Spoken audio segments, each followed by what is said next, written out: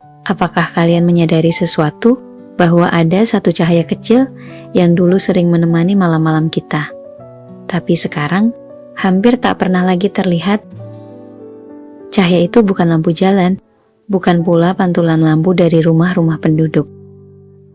Melainkan, kunang-kunang, serangga kecil yang dulu membuat malam terasa hidup dan penuh keajaiban dengan sinar gemerlapnya. Selamat datang kembali di Senin Cerita. Dan hari ini, kita akan bercerita tentang cahaya kecil yang perlahan mulai padam. Di Indonesia, bahkan mungkin di seluruh dunia, si cantik kunang-kunang. Dulu, banyak dari kita masih bisa melihat kunang-kunang di halaman rumah, di persawahan, di pematang, dan di pinggir hutan. Di beberapa desa, di Jawa, Sumatera, Kalimantan, kunang-kunang bahkan jadi tanda bahwa lingkungan masih sehat.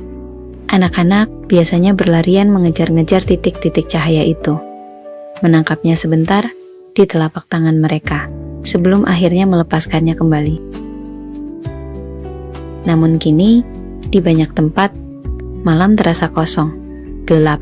Tidak ada lagi titik cahaya kecil yang menari di udara.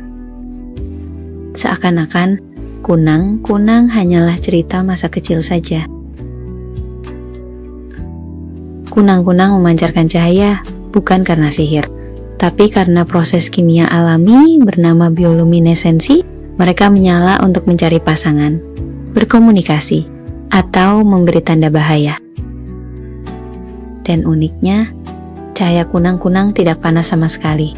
Hampir 100% energi berubah menjadi cahaya. Jauh lebih efisien daripada lampu buatan manusia. Sederhana, tapi indah. Sama seperti keberadaannya.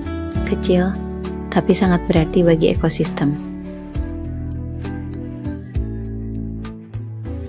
Lalu, apakah kalian tahu kenapa mereka mulai menghilang dan sulit ditemukan?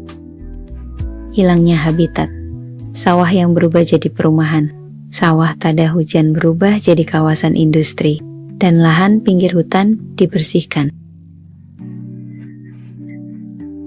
Polusi cahaya. Kunang-kunang menggunakan cahaya alami untuk mencari pasangan. Tapi lampu, sorot jalan, rumah, sampai cahaya warung membuat mereka kebingungan. Mereka gagal kawin, dan populasinya menurun. Pestisida dan polusi tanah. Larva kunang-kunang hidup di tanah. Pestisida modern sangat mematikan bagi mereka.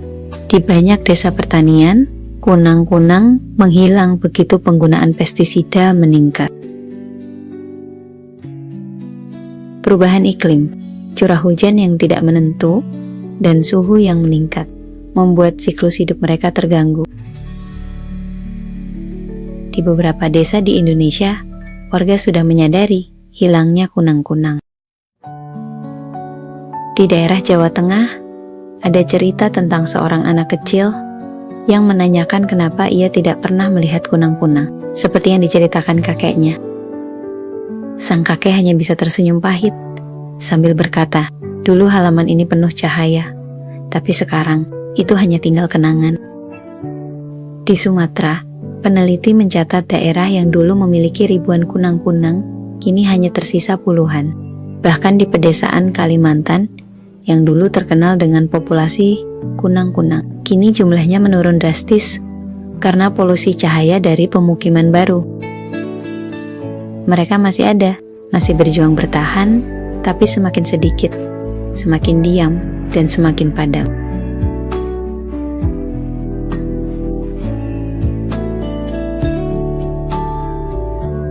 Meski banyak yang hilang, tapi masih ada harapan.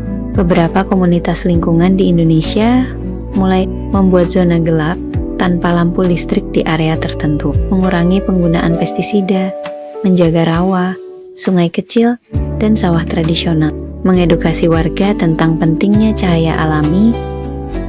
Bahkan beberapa ilmuwan sedang meneliti cara beternak kunang-kunang untuk akhirnya dilepas kembali ke alam. Cahaya mereka mungkin kecil, tapi usaha untuk menyelamatkan mereka tidak kecil sama sekali. Kalian mungkin tidak sadar jika kunang-kunang adalah cermin kecil tentang keadaan bumi kita. Jika makhluk sekecil ini saja kesulitan bertahan hidup, apa kabar hewan-hewan lainnya? Apa kabar kita?